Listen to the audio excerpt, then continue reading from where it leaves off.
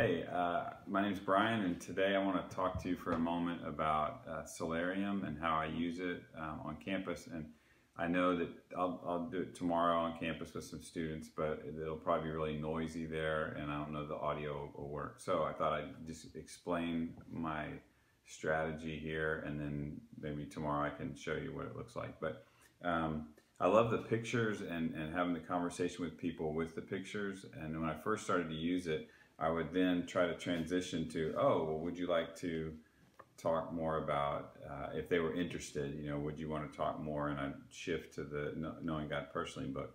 But I felt like then it's shifting from this really interesting pictures to a, let's read these things presentation. And so one thing I started to do is to think, how could I use the pictures to explain the message of the gospel?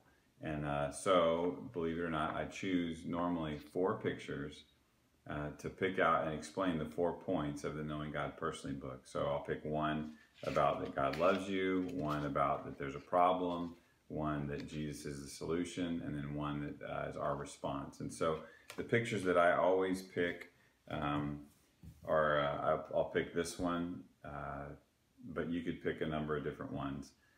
That God has made the world as a good and beautiful place that we could live and thrive and have life.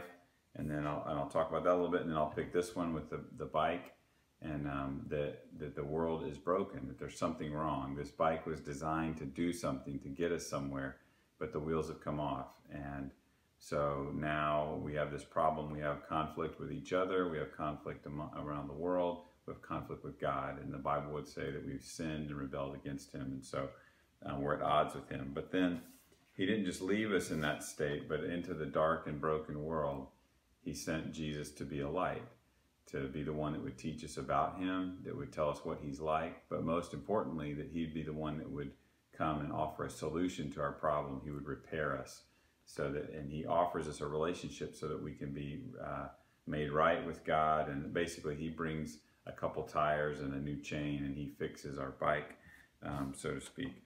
But then every person has the opportunity to, just like this bride, they can either accept what He's offered. They can say, yes, I want this relationship, or they can drop the flowers and walk away and say, no thanks. And so where are you with that offer that He's made? What have you done with what Jesus has offered? Once somebody enters into that relationship, then there's a lot of pictures that come into play. There's security, and there's celebration, and there's you're brought into the family of God, and there's joy and a lot of things. But we still live in a broken world that's hurting and needy, and like this, needs people who know Jesus to follow Him and make Him known to others. Thanks.